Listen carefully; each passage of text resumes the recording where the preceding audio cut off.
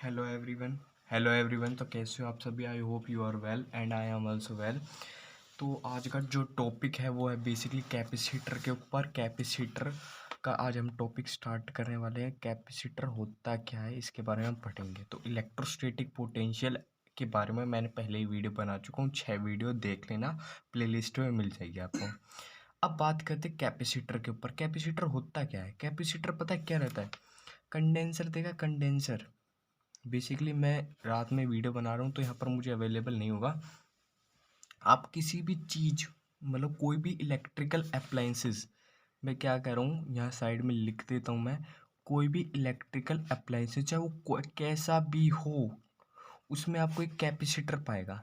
Capacitor पता है? Capacitor basically यहाँ पर है नहीं। जैसे कि आप अपने चार्जर को खोलते हो या कभी अपने फ़ोन खोला हो तो छोटे छोटे से आपको सेल्स टाइप के सिलेंडर, वो स्फेरिकल टाइप के सेल से पाते हैं। ठीक है, स्फेरिकल टाइप के सेल से पाते हैं। आपने देखा भी होगा, अभी फ़िलहाल यहाँ पर है नहीं। हर किसी भी इलेक्ट्रिकल अप्लाइंसेस में वो कैपेसिटर पाता है। वो क्या रखता है, उसका काम क्या होता है, हम उसके बारे में पढ़ेंगे। ठीक है, दूसरे लोग उसको क्या कहते हैं, कंडेंसर बोलते हैं। ठीक है, जो हम फैन में यूज़ करते हैं कंडेंसर बोलते हैं। कैपेसिटर का यूज़ करते हैं। क्या करता है कंडेंसर? बेसिकली आपने देखा होगा कि जब आपके घर में जब पंखा ख़राब हो जाता है, वो कम कम चलने, ठीक है, तो इसमें क्या हो जाता है कि जब आप भी फ़ैन वाले को बुला कर लाते हो, कहते हो कि भाई ये जो फ़ैन है, ये जो फ़ैन है वो बहुत स्लोली चल रहा है, तो वो क्या कहता है, वो सीधा ये कहता है कि कंडेंसर डालना पड़ेगा। क्या कहता है? कंडेंसर डालना पड़ेगा। वो यही कहता है कंडेंसर डालना पड़ेगा। कंडेंसर का मतलब क्या होता है? कंडेंसर का मतलब होता है कि एक टाइप का सेल्स रहता है जो उसमें डालना पड़ता है। उसका काम क्या रहता है? जितने भी कैपेसिटर रहते हैं, जितने भी कंडेंसर रहते हैं, उनका एक ही काम है कि चार्ज को स्टोर करके रखना। चार्ज को स्टोर करके रखना। ठीक है, एक एग्जांपल से लेते हैं। जैसे कि मान लो कि मेरा पूरे दिन का जो खर्चा है ना वो 100 रुपये मान लो सपोज। ठीक है, बट मान लो कोई इमरजेंसी चांस हो जाता है जिस पे मुझे 100 की जगह मुझे लाख या 2 लाख की रुपये ज़रूरत पड़ जाए, तो हम क्या करते हैं, हम अपने बैंक में उस चीज़ को जमा करके रखते हैं। क्या करते हैं? बैंक में उसमें इन्वेस्टमेंट करते हैं, यानी कि उसको जमा करके रखते हैं कि बाद में यार कहीं एनी टाइम यूज़ हो जाए। तो ऐसे ही कंडेंसर क्या रहता है? कंडेंसर जो रहता है वो चार्ज को स्टोर करता है। चार्ज को क्या करता है? स्टोर करता है। वो और कुछ नहीं करता, वो चार्ज को स्टोर करता है। और एनी टाइम कहीं भी यूज़ जहाँ पर किया जाता है वहाँ पर यूज़ कर लिया जाता है। एग्जाम्पल से समझो कैसे, मान लो आपके फ़ैन में ना कंडेंसर नहीं लग रहा है। क्या होता है? कंडेंसर नहीं है तो फ़ैन क्या करेगा? स्लोली वर्क करेगा। पता है आपको, स्लोली वर्क कर। पर जब इलेक्ट्रिशियन ने आपके फ़ैन में कंडेंसर डाल दिया तो क्या होता है? आप देखते हो कि वो फास्टली मूव करता है। क्यों? क्योंकि पहले क्या करता है, मान लो कि कंडेंसर है, कुछ भी कंडेंसर ले लो या कैपेसिटर ले लो। आपकी भाषा में कंडेंसर कहते हैं तो कंडेंसर ले लो, बेसिकली कैपेसिटर होता है। अब मान लो कि कैपेसिटर लग रहा है, ठीक है ना। अब क्या करेगा, ये फैन में लग रहा है, फैन में लगा हुआ है, मान लो फैन में लगा हुआ है, तो क्या होगा, चार्ज यहाँ से मिलेगा। ठीक है, अब ये चार्ज क्या करेगा, बहुत से चार्ज को स्टोर करके रख देगा। और जब हम फैन को चालू कर देंगे ना, फैन को चालू कर देंगे तो एनी टाइम पर उस जगह इस चीज़ का यूज़ कर लिया जाता है। ठीक है ना, उसको कहते हैं कंडेंसर। ये ना हर किसी में यूज़ होता है। तो अगर मैं बेसिकली इसकी डेफिनेशन पढ़ूँ तो वो क्या होती है कि device can store large amount of charge, जो कि बहुत अमाउंट ऑफ चार्ज स्टोर करके लगे इन अ स्मॉल स्पेस, एक छोटी सी स्पेस में याद है। कहाँ यूज़ होता है? फैन में रहा, कैमरा में रहा, फ्लैश लाइट में रहा, फ्रिज में भी, हर जो भी इलेक्ट्रिकल अप्लाइंसेस रहती है सब में यूज़ होता है। तो बेसिकली इनका अरेंजमेंट कैसे होता है? जब भी आप जो फ़ैन वाला कंडेंसर लोगे ना, उसमें आप देखोगे कि स्फेरिकल यूज़ होता है। उसमें क्या होता है? स्फेरिकल होता है। तो कितने टाइप्स के रहते हैं? एक तो स्फेरिकल हो गया, दूसरा हो गया कोसेंट्रिक, क्योंकि एक जो ये रहते हैं ना, ये जो वो बनते हैं, कंडेंसर बनते हैं, बेसिकली वो कंडक्टर के बने रहते हैं। कंडक्टर के बने रहते हैं। ठीक है, कंडक्टर के बने रहते हैं। ठीक है, का एक स्फेरिकल भी हो सकता है, एक कोसेंट्रिक सर्कल का भी हो सकता है कि यहाँ भी बाहर कैप वो कंडक्टर हो और अंदर भी कंडक्टर हो। ठीक है, और आपका क्या रहता है, एक पैरेलल प्लेट का भी रहता है कि यहाँ पर एक कंडक्टर रहता है और यहाँ पर भी एक कंडक्टर रहता है। ठीक है, तो बेसिकली हम यहाँ पर कौन से पढ़ेंगे, हम यहाँ पर पढ़ेंगे पैरेलल प्लेट कैपेसिटर का। इन दोनों का नहीं पढ़ते टॉपिक में, यही आपका है क्लास 12 के उसमें। अब देखो पैरेलल प्लेट कैपेसिटर क्या रहता है, बीच में हम इंसुलेटर डाल देते हैं, बीच में हम कंडक्टर भी डाल सकते हैं, अगर दोनों कंडक्टर बीच में फिर से एक कंडक्टर डाल देते हैं, या डाइलेक्ट्रिक डाल देते हैं। आगे पढ़ेंगे कि डाइलेक्ट्रिक क्या होता है, उसके बारे में हम फुल डिटेल में जाएंगे, ठीक है ना। इतना इतना अभी पढ़ लो कि साइड में क्या होता है, कैपेसिटर कंडक्टर लगे होते हैं, बीच में इंसुलेटर भी हो सकता है, कैपेसिटर भी हो सकता है, डाइलेक्ट्रिक भी होता है। दूसरा होता है स्फेरिकल कंडक्टर, इसके बारे में हम ज़्यादा नहीं पढ़ते, ठीक है। अब भाई अब क्या है कि क्या है, कैपेसिटर है, ठीक है ना, कैपेसिटर है। तो हम कैपेसिटर पढ़ेंगे, इससे पहले हम क्या पढ़ेंगे, behaviour of conductor in electric field, क्योंकि जब हम आगे पढ़ेंगे ना तो हमें देखेंगे कि हम क्यों पढ़ रहे हैं ये टॉपिक, हम सबसे पहले क्यों पढ़ रहे हैं, क्योंकि हमें पैरेलल प्लेट कैपेसिटर पढ़ना है। अब पैरेलल प्लेट कैपेसिटर में एक आपका पॉजिटिव होगा, एक आपका नेगेटिव होगा। तो आपको पता है इलेक्ट्रिक फील्ड के कंसेप्ट में पता था कि पॉजिटिव से क्या जाता है, नेगेटिव की तरफ जाता है ये।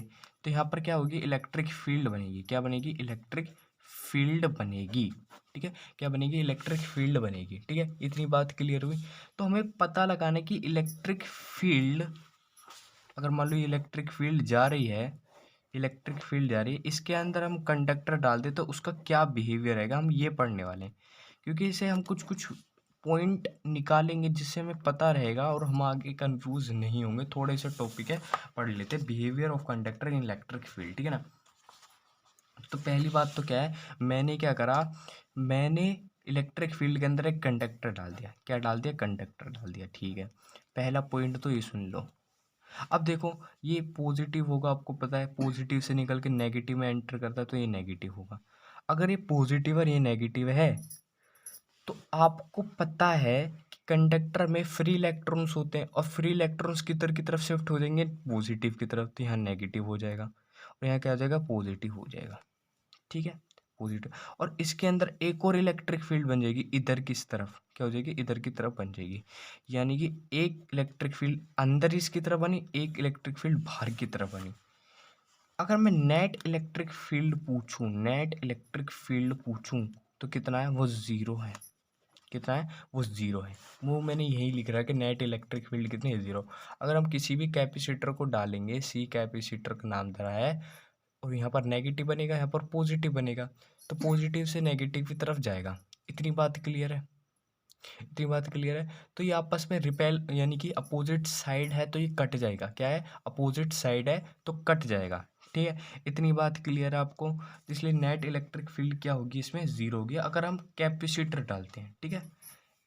इंसुलेटर हम डालेंगे नहीं, हम आगे जाके पढ़ेंगे कि हम इसके अंदर डाइलेक्ट्रिक डालेंगे। अभी सिर्फ इतना पढ़ो कि कैपेसिटर डालने से इलेक्ट्रिक फील्ड ज़ीरो आती है। इतनी बात क्लियर है, ठीक है। दूसरा है कि कोई भी चार्ज या अनचार्ज बॉडी हो, उसके अंदर क्या होता है, उसके अंदर चार्ज कितना होता है, ज़ीरो होता है। कभी भी कोई भी चीज़ ले लो, आपने पढ़ा होगा ना, वो पढ़ाया था मैंने कि सॉलिड स्फीयर का इलेक्ट्रिक फील्ड में वो बताया था कि चार्ज बाहर रिसाइड्स कर जाते हैं, यानी कि अंदर कहीं भी चार्ज नहीं रहता है, कहीं भी अंदर चार्ज नहीं रहता, चार्ज उसके बाहर चला जाता है। इतनी बात क्लियर है।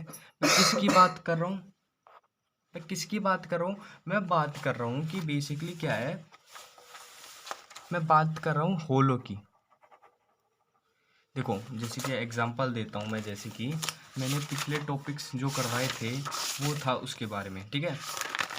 बिल्कुल लास्ट टॉपिक जो मैंने करवाया था उसमें आई थिंक ये टॉपिक है, देखो ये वाला, ये स्फीयर वाला जब मैंने करवाया था, देखो यहाँ पर ये क्या है, electric field due to charge sphere करवाया था। तो एक था होलो था, एक सॉलिड था। तो आप देख रहे थे चाहे वो कंडक्टिंग हो चाहे नॉन कंडक्टिंग हो होलो में, ठीक है। और यहाँ तक कि नॉन कंडक्टिंग सॉलिड में, नॉन कंडक्टिंग सॉरी अभी भूल जाओ क्या था, एक्सेप्ट ऑफ नॉन कंडक्टिंग, क्या है, नॉन कंडक्टिंग को छोड़ करके कंडक्टर चाहे वो सॉलिड में हो, सुन लो मेरी बात फिर से मैं कह रहा हूँ, कंडक्टर चाहे वो सॉलिड में हो, चाहे होलो या थिन सेल में हो, होलो को हम थिन सेल भी कहते हैं, चाहे कैसे में भी हो, वो चार्ज बाहर की तरफ लाई करता है, बाहर तरफ चाहे करता है, चाहे वो सॉलिड में हो, चाहे तुम उसका सॉलिड ले लो, चाहे तुम होलो ले लो, तुम्हारा चार्ज क्या रहता है, ज़ीरो रहता है। तो net charge inside a conductor is zero. इतनी बात क्लियर है आपको? ठीक है। फिर क्या है, charge always resides on the outer surface of conductor. ठीक है, ये बात मैंने यही कहा था कि बाहर बाहर लाई करता है। ये electric field just outside a charge conductor is normal to the surface of conductor at every point.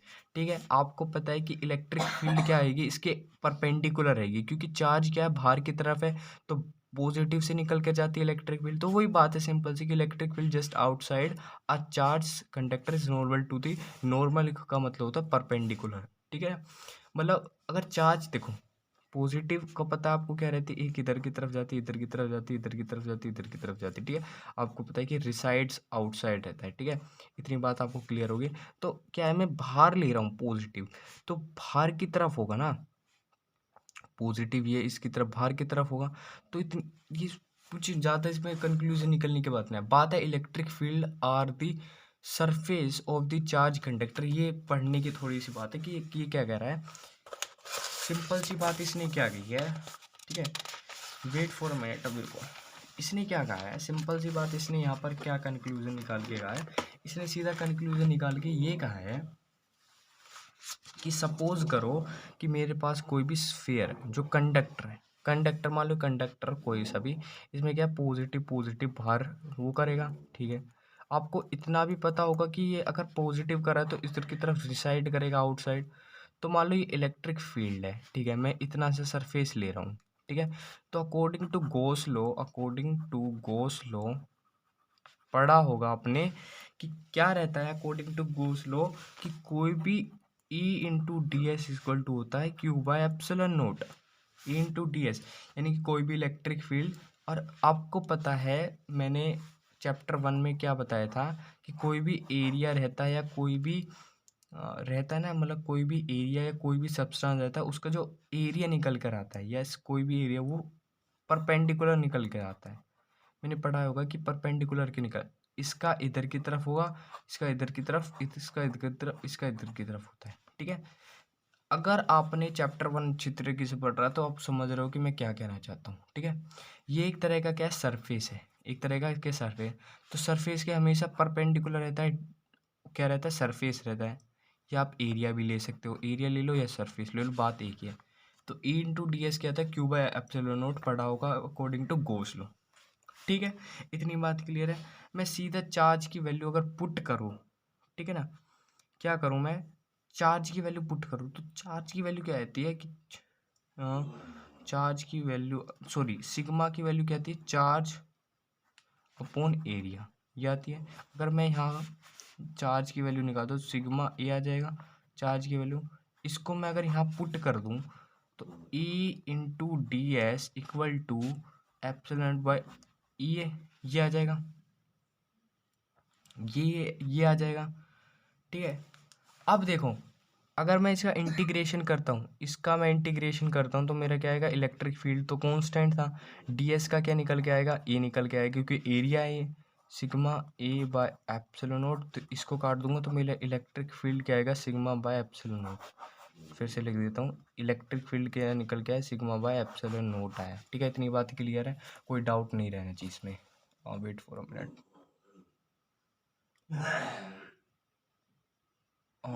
Wait for a minute. ठीक है, इतनी बात क्लियर आपको कि यहाँ क्या रहेगा, सिग्मा बाय एप्सिलॉन नोट रहेगा। इसका मैं इंटीग्रेशन कर रहा तो ds का मतलब एरिया है एक तरह का। अगर आप e इंटू डी एस नहीं लिख सकते तो e इंटू डी ए लिख लो।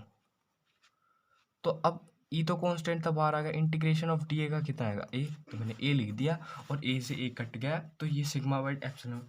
ये जो है ना, जो मैंने आपको ये बताया है, ये आपका आगे जाके यूज़ होगा एज अ, कह सकते हो, थ्योरी में भी, थ्योरी तो नहीं रहती है, बेसिकली डेरिवेशन में इसका यूज़ होगा, तो अच्छे से पढ़ लेना, ये थोड़ा मोस्ट इम्पोर्टेंट है। अपने बिहेवियर देख लो कि कैसा कैसा रहता है, क्योंकि कई बार पूछा भी जा सकता है। ठीक है, तो आगे जाके हम बात करेंगे इलेक्ट्रोस्टैटिक शील्डिंग के बारे में। इलेक्ट्रोस्टैटिक शील्डिंग क्या होती है उसके बारे में बात करेंगे। ठीक है, आगे जाके फिर हम इलेक्ट्रोस्टैटिक शील्डिंग के बाद हम पढ़ेंगे इलेक्ट्रोस्टैटिक कैपेसिटेंस। तो यहाँ पर अभी पॉज करें और रिवीजन करें अच्छे तरीके से। So thanks for watching.